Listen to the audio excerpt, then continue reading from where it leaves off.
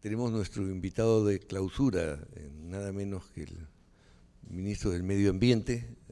No voy a presentar, permíteme decir, a nuestro amigo y amigo cercano, Manuel Pulgar Vidal, porque no necesita una presentación. Todos sabemos de su carrera y de sus grandes logros. Tiene que ver con el tema que hemos escogido este año, y Manuel, con muy buena disposición, ha aceptado el reto de orientarnos y de estar cerca de nosotros con este tema. El tema es gastronomía y nutrición y biodiversidad, que es la única forma, entiendo yo, que no has estado aquí, pero veníamos diciendo el comentario del slow food, que es kilómetro cero, y gracias a una biodiversidad como la que tenemos, cada lugar va a tener una dieta especial, me imagino. Pero en fin, ya no quiero adelantar más. Manuel, por favor. Sí. Muchas gracias, Bernardo, y un saludo a toda la asamblea de la Sociedad Peruana de Gastronomía de APEGA, y yo me siento siempre muy honrado por estas invitaciones, porque no solamente porque creo mucho en APEGA y en sus logros, que son evidentes, que son tangibles, que son materiales, sino porque creo mucho en el propósito, que es más allá que tan solo organizar cuestiones alrededor del tema gastronómico, sino dejar un mensaje de presente y futuro al país. Y cuando me invitaron y supe que el Mistura y el nuevo eslogan de APEGA es biodiversidad, nutrición y gastronomía, pensé mucho en cómo enfocar estas breves palabras, y no se me ocurrió mejor idea que usar el símil de lo que hago en clase cuando tengo que dictar el tema de diversidad biológica, porque a mí yo le dicto a chicos de pregrado de la Facultad de Derecho de la Universidad Católica, y dictar el tema de diversidad biológica es muy complejo. Y entonces algo que hago ya hace muchos años es pongo en una diapositiva un plato de papas, ¿no? Papa blanca, papa guairo y muchas variedades de papas crudas, sin cocer ahí, ¿no? En su estado más natural. Y le digo a los chicos que se pongan a pensar todo lo que ese plato de papas les representa. Y claro, lo primero que viene a la mente es alimentación, ¿no? Papa igual a alimentación, es un producto alimenticio, pero es un producto alimenticio que ha tomado mucho tiempo y un largo proceso de domesticación para que llegue a la mesa como hoy día lo consumimos, porque la papa en su estado silvestre era un fruto que tenía toxinas, y estas toxinas hacían que fuera un producto no apto para la alimentación. Pero siglos y siglos de domesticación y de una genética que podríamos llamar tradicional, sin intervención de laboratorios, ha hecho que la papa no solamente se convierta en un producto alimenticio, sino además un producto muy diverso, muy variado, con muchas variedades de papa. Pero entonces cuando a los chicos se les dinamiza la conversación, empiezan a salir temas, y es lindísimo hablar de eso porque de inmediato nos conecta con nutrición y nos conecta con gastronomía. Y entonces un tema es historia, ¿no? La papa es historia. O sea, detrás de la papa hay no solamente esta capacidad de los peruanos que desde este centro de origen en la zona de Cusco, como está identificado, supieron domesticar la papa, sino que a su vez la papa se convirtió ya como producto alimenticio en la alternativa alimenticia frente a la crisis de la peste en Europa, que diezmó a la población europea. Y es muy interesante, y esto les confieso que no es que lo leí, lo vi en The History Channel, en alguno de estos canales, decían que probablemente detrás de una mala decisión del rey francés en relación a la papa estuvo la Revolución Francesa. No es que sea el origen de, pero lo que señalaba este programa es que el rey francés se negó a introducir el cultivo de la papa porque implicaba desplazar cultivos tradicionales de la corona, fundamentalmente la vid o los viñedos para el vino y probablemente otros productos, y en consecuencia al no tener papa en los mayores momentos de crisis alimentaria, la gente no tenía opción con qué alimentarse, porque no puede estar comiendo todo el día uva, y en consecuencia se levantó y vino la Revolución Francesa. Puede parecer una lógica un poco exagerada, pero no la excluyo. Me parece interesante porque detrás de la papa definitivamente hay una variable histórica que tenemos que seguir, que tenemos que continuar. Y cuando pensamos en la papa o pensamos en otro tubérculo andino ya hoy día, tenemos historias de camotes que han sido llevados a una zona de África donde una explosión, no explosión, sino una erupción de un volcán llevó a que la tierra se llene de ceniza y pierda mucha fertilidad, y solo a través del camote se pudo lograr reponer un producto o una base alimenticia. Y debe haber tantas historias alrededor de la papa que ese es uno de los temas que debemos explorar cuando hablamos de diversidad biológica.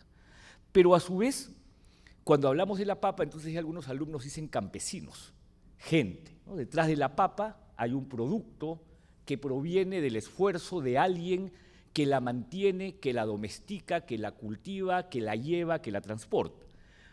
Pero no solamente es una persona que ha hecho esto, sino lo más importante desde mi punto de vista, que la ha domesticado. Y domesticar nos lleva de inmediato a toda esta reflexión sobre la genética. Porque cuando uno habla de ciencia o habla de genética, uno excluye a estos campesinos como si no tuvieran un conocimiento tradicional que es ciencia. Y ahí hay ciencia. Lo que pasa es que lamentablemente el mundo del derecho y el mundo de los tratados internacionales excluyen esa ciencia y convierten a la ciencia solo aquella que se da dentro de un laboratorio de una universidad reputada. Pero sin embargo, detrás de las personas que a lo largo de los siglos domesticaron las dos especies silvestres de camélidos sudamericanos, como es la vicuña y el guanaco, y lo convirtieron en la alpaca y en la llama, o aquellos que domesticaron esta papa única de origen y la convirtieron en las miles de variedades de papas, hay ciencia, hay conocimiento tradicional, y este conocimiento tradicional tenemos que saber valorarlo. Y lamentablemente estamos en una etapa de desvalorización del conocimiento tradicional. Cuando hago esta reflexión en clases con los chicos, todos sonríen cuando les digo, yo estoy seguro que más de uno de ustedes ha utilizado paico, ha utilizado sábila, ha utilizado sangre de grado, y todos estos productos para curarse una herida, para curarse una gripe, para finalmente aliviarse de algún mal. Pero a su vez soy consciente que ninguno de ustedes es capaz de levantar la mano y reconocerlo como una práctica muy peruana, una práctica de un conocimiento tradicional que no tiene nada de malo ni de deleznable. Y probablemente la medicina más actual, más convencional, es la que nos ha generado esta idea de que eso es malo, los hierberos, la chancapiedra, ¿cómo se llama?, la chicoria y todas estas plantas, eso es para brujos. No. Eso está en nuestro conocimiento, hay una ciencia detrás de ese campesino que ha mantenido estas variedades, que sabe usar estas hierbas, que ha domesticado especies. Por eso es que uno, cuando piensa de inmediato en las otras formas de la genética, que es la genética convencional, uno puede aceptarla, ¿no? Introducir el gen de un tomate silvestre en un tomate de otra naturaleza para engrosarle la cáscara. Uno dice, estamos hablando de la misma especie. Pero cuando ya hablamos de introducir el gen de una especie a otra distinta que nunca se reproducirían sexualmente, que es un transgénico, uno dice no. Y uno dice no porque ahí viene el otro elemento cuando uno presenta papas, diversidad. Porque finalmente detrás de la papa, y uno podría poner muchos otros productos de la agricultura andina peruana, uno tiene que reconocer que ahí hay diversidad.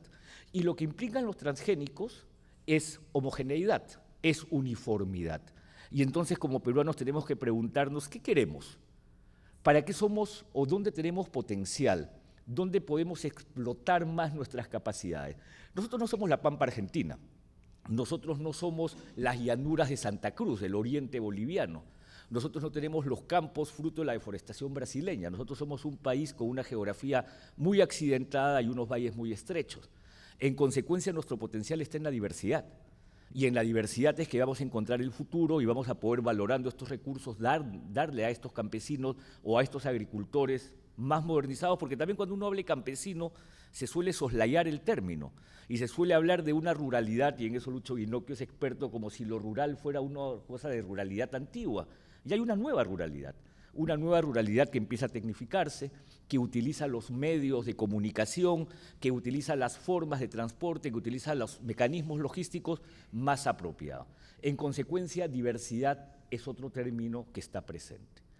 Pero de inmediato, cuando pensamos en diversidad y seguimos con este plato de papas, pensamos también en medicina, en su forma tradicional y en su forma actual o convencional, porque muchos productos de la diversidad biológica son fuente de los productos medicinales que se expenden en cualquier farmacia.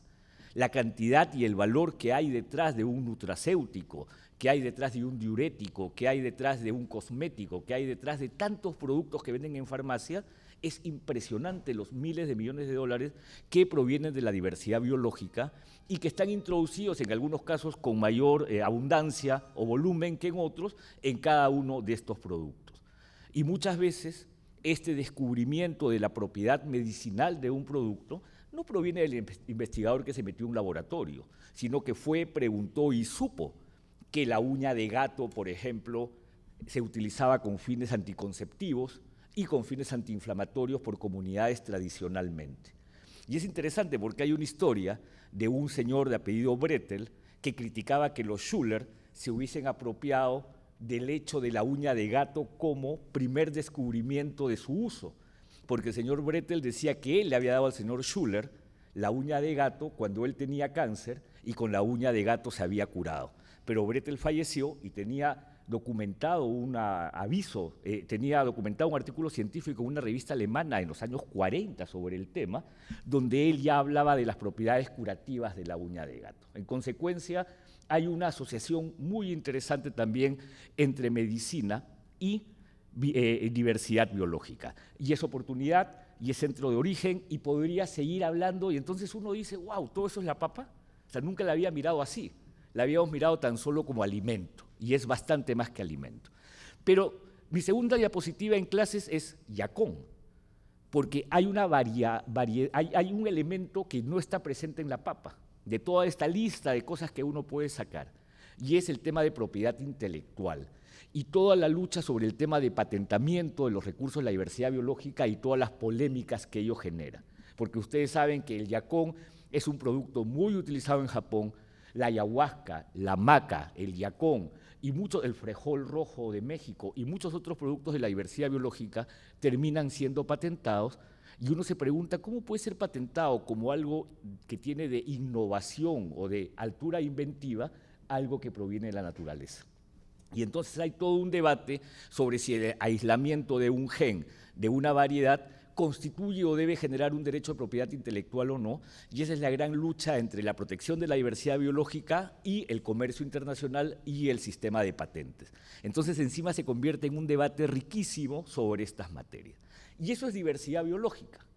Pero entonces, ¿y cómo se vincula a la gastronomía?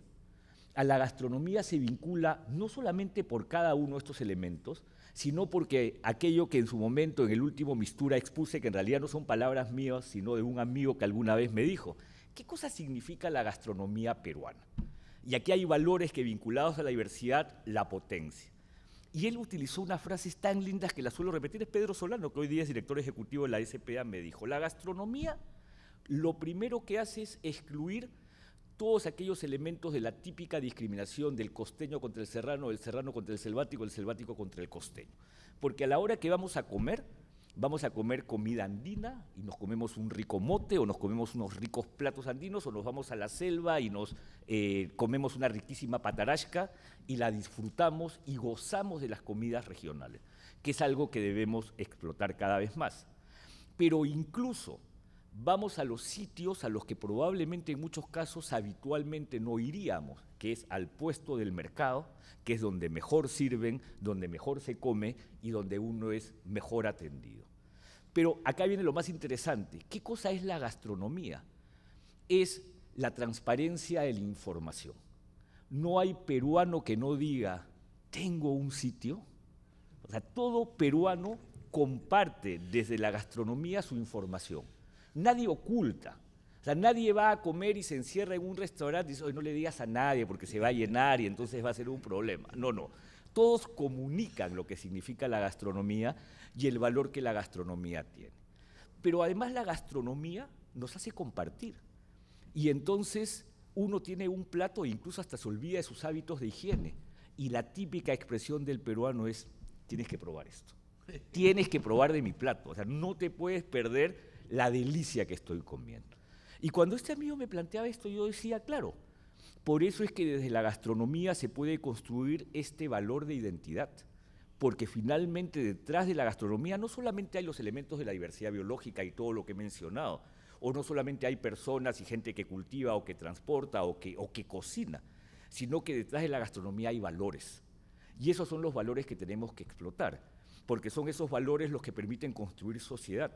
Y además, para terminar esta reflexión, de una sociedad que no tiene íconos, porque nosotros no tenemos ni al gran jugador de fútbol, no tenemos, ni siquiera estamos clasificando al Mundial, ni tenemos necesariamente a esa gran figura heroica. Bueno, a Grau lo reconocemos todos como una persona de mucho valor, pero no tenemos muchos valores ícono.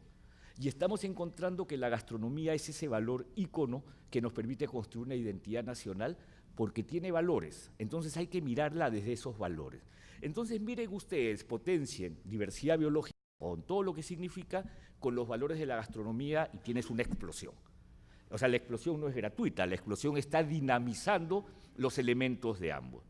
Y cuando además luego pensamos en nutrición, estamos pensando en el futuro de la gente, estamos incorporando a los valores de la gastronomía y los elementos de la diversidad biológica, que además son especies, ecosistemas y genes, porque también, me olvidé cuando dije diversidad biológica, no solamente son las especies o los frutos, son también los ecosistemas que albergan estas especies y son los genes que están contenidos en estas especies. O sea, todo eso significa diversidad biológica, más la gastronomía y sus valores. Cuando lo vinculamos al tercer elemento, que es nutrición, entonces, ¿saben qué concepto entra? El concepto de la equidad, del concepto de la equidad, de lo justo. ¿Por qué entra el concepto de la equidad? Porque cuando hablamos de nutrición estamos hablando fundamentalmente de nuevas generaciones bien nutridas, bien formadas y bien preparadas para enfrentar el futuro. Y en consecuencia la gastronomía y la biodiversidad se convierten en un motor de sostenibilidad, se convierten en un motor de futuro, se convierten en un motor de Perú que alimenta sanamente y nutre con el fin de tener una generación mejor preparada que la del pasado, una generación que es capaz de enfrentar los nuevos retos con mejores herramientas. Y en consecuencia, los productos andinos, como el caso de Flavio con su lindísimo libro de la quinoa, que lo recibí, muchas gracias Flavio, faltó la dedicación, estaba emplasticado. Entonces, lo que uno ve es que finalmente, con temas de seguridad alimentaria, de soberanía alimentaria y de nutrición, desde los propios productos de la diversidad biológica, con todos los agregados del valor que da la gastronomía, estamos formando nuevas generaciones y estamos apostando por el crecimiento del país. Y en consecuencia la gastronomía y la biodiversidad se convierten, y deberíamos empezar a medirlo, aunque creo que ya se hace, en un aporte al PBI. Se convierten en un mecanismo que aporta al PBI o que permite que algunos programas sociales, con todas sus dificultades, empiecen a reconocer que hay comidas regionales, que hay recetas que se pueden preparar, que en la selva no toman leche, que en la costa no comen tanto plátano, y entonces dejamos de darle a la gente tan solo anchoveta y leche en polvo. Tratamos de darle algo más y tratamos de generar cocinas regionales para que la gente se alimente sanamente a partir de sus costumbres y a partir de eso se desarrolle. Entonces miren la potencia que tiene la conexión biodiversidad, gastronomía y nutrición, como desarrollo, como equidad, como valores, como ícono, como identidad, como construcción de país y con todos los elementos que están detrás de la diversidad como historia, como futuro, como campesinos, y esto significa inclusión. Entonces, si potenciamos esta unión, esta articulación de los tres elementos, nadie los para. A ustedes de APEGA, que los felicito por haber tratado esta trilogía biodiversidad, nutrición, gastronomía para el siguiente año y para el Mistura que viene. Muchas gracias. Yo, Manuel.